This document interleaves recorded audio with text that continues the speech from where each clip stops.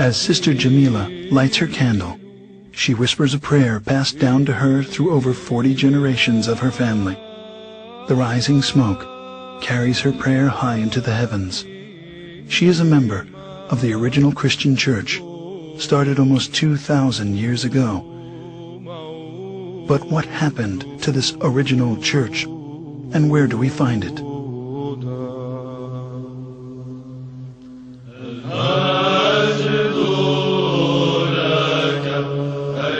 At that time, those believers in Jesus Christ joined together with the apostles, establishing the first organized church community in the city of Antioch. It is there in Antioch that they were first called Christians, as stated in Acts 11:25.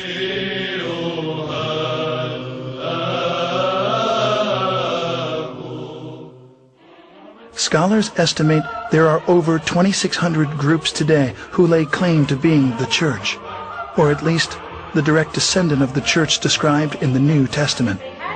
As Christianity has inarguably played a considerable role in our history, it is important to understand the factors which have led to its current divided state.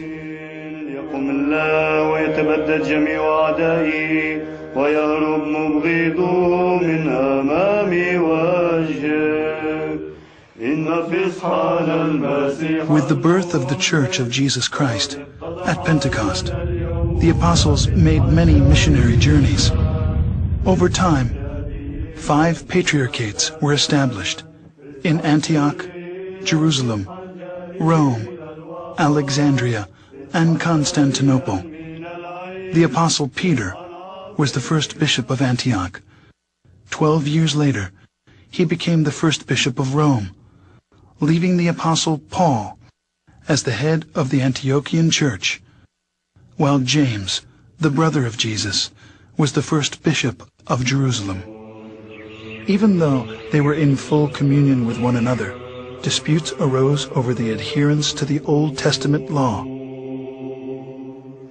James gave the solution to settle all doctrinal and moral issues through ecumenical councils, and the church flourished for 1,054 years. The first council was known as the Council of Jerusalem, as documented in Acts 15. In the history of the Christian Church, we find scores of such councils, establishing its canon laws, which the Orthodox regard as the faith of the apostles, faith of the fathers, faith of the Orthodox, the faith which has established the universe. Heresies, disputes, numerous wars, and much persecution constantly challenged the early fathers of Orthodox Christians.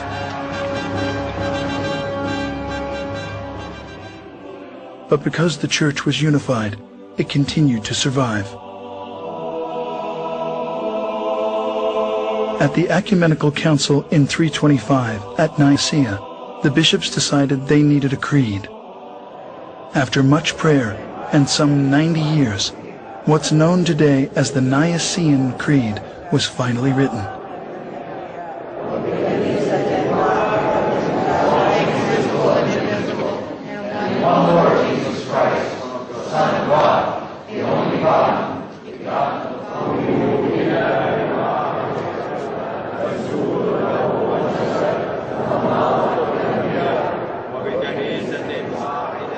Between the years 325 and 787, 7 meetings were held to establish the laws of the Church.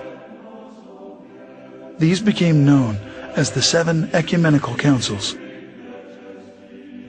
The faith of the Church at the close of its first 1,000 years was the same. The doctrine, the creed, the government were all recognized as one everywhere. This one church was the Orthodox Church, which has weathered many attacks. This cohesion, however, was soon to end. As the first millennium was drawing to a close, tensions began to mount between the Western Church, Rome, and the 4 Eastern churches. the bishops of Rome began to claim authority over the other 4 churches, on the claim that the Roman Patriarch was the only true successor of Peter. 2 giant issues emerged. First, Rome's declaration of the Pope's supremacy, and second, that the wording of the 700-year-old creed be changed. As disunity led to conflict, a cardinal was sent by the Roman bishop to slap a document on the altar of the church in Constantinople during a Sunday worship, excommunicating the Patriarch of Constantinople from the church. The final consequences of these tragic events was a massive split. The Great Schism occurred in the year 1054. Pursuing his claim of universal headship of the Church, the Patriarch of Rome broke from the other 4 churches, creating the Roman Catholic Church, independent of the